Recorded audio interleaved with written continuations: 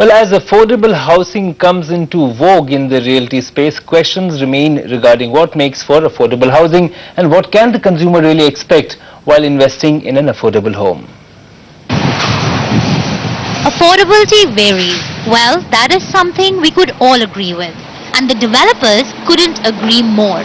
Even as developers are announcing projects every day in the affordable housing space, its definition remains open to interpretation. Sample this. Unitax Wishtown Classic priced at 35 lakh rupees in Greater Noida, which is about 50 kilometers away from the business district of Delhi. Golden Gate Properties project Commune in Tellapur, Hyderabad, priced between 12 to 20 lakh rupees, is more than 60 kilometers from the center of the city. Puravankara has announced a series of affordable projects in Bangalore, Chennai and Hyderabad, priced between 12 to 20 lakh rupees without specifying the location. There's no standard definition of affordable. Basically, this concept affordable is totally misunderstood by the public.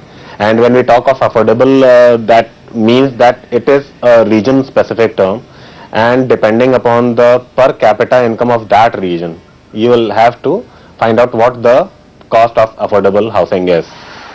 As the government cut key interest rates to push affordable housing, capping the interest rate at 9.5% for loans up to 20 lakh rupees, the idea was to make housing affordable for the middle class. But developers such as DLF and Unitax were quick to rejig their strategies to cash in on the impetus. DLF announced a 1500 crore rupee investment in affordable housing.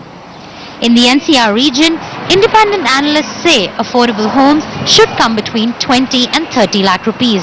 And such pricing will be possible only because the project would be located an approximate 45 kilometers from the center of the city.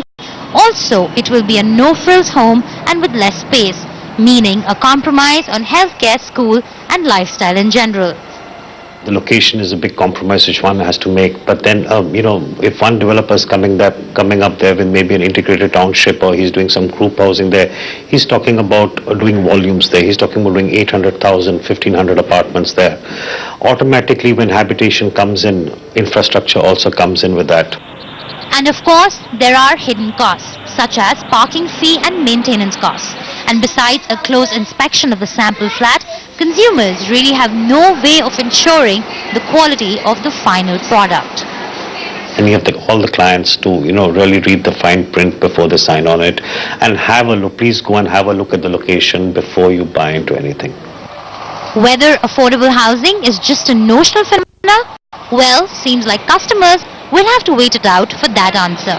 Shweta Punj, UTVI, New Delhi.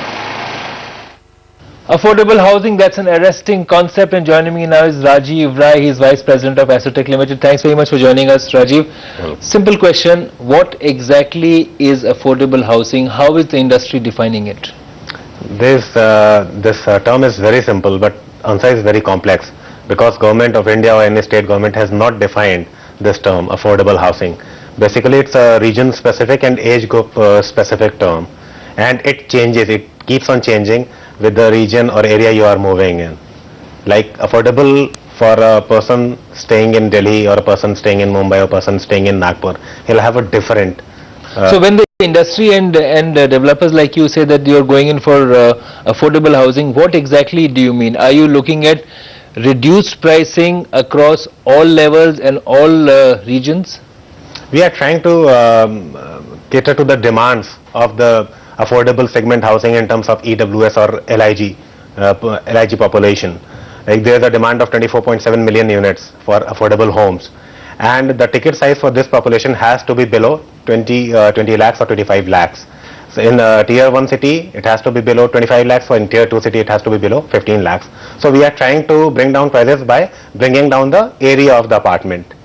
And we are trying to offer a mixed fruits of basket to the end users and end buyers. But a lot of developers are also doing something like if a certain apartment was priced at 70 lakhs, they're offering it at 50 lakh. Now, clearly for a middle class person in metro, a reduction of 20 lakh makes it more affordable. Now, how would you describe that?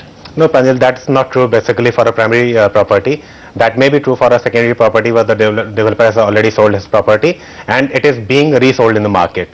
When we talk of any property, primary property, and the property is available, say at a discount of 20 or 30 or 40%, then it's better to have a look of the site at which this project is coming up, where the project is offered at a heavy discount, because the buyer has to pay for it, and developer needs liquidity for his project to run. So finally, my question to you, Rajiv, is that will you see, when you talk about affordable housing, you going for smaller houses which make it easier on the pocket? Do you see a lot of migration of, let's say, middle class income buyers to a slightly lower class socioeconomic a consumer profile? Will that change? If he was going for a 70 lakh house, will he now go for a 50 lakh house? And is that how the developers will ensure that demand continues? Again, it depends on the paying capacity of the person.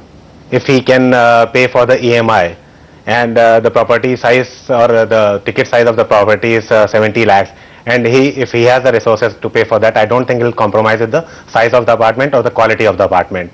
But definitely, if the person does not have the capacity to pay for it, then he'll definitely look for a reduced size apartment.